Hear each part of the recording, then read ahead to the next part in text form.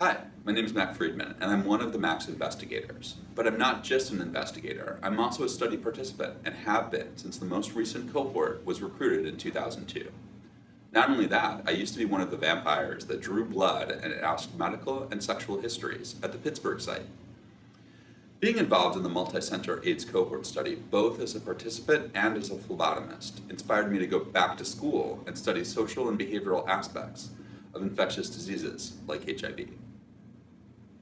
I'm so excited about the aging research study because I think it will help all of us understand in a much deeper way than ever before the rich context of our lives as gay and bisexual men in the United States.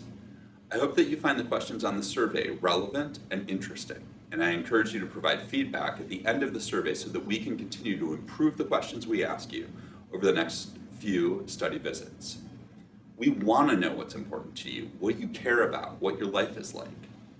As always, we deeply appreciate your honesty, your candor, and your time.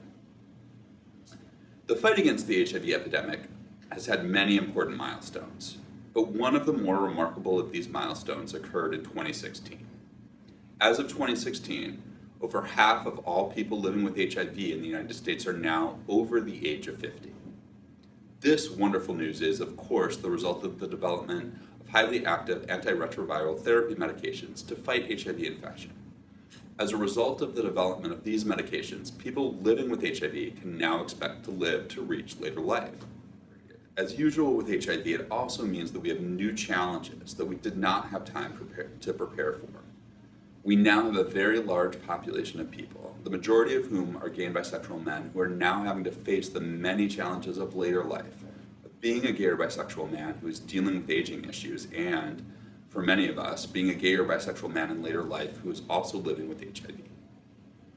Because no one thought that it would be possible at the start of this epidemic that HIV/AIDS could become a problem faced by men in later life, we have little or no data to guide how best to take care of people affected by or infected with HIV.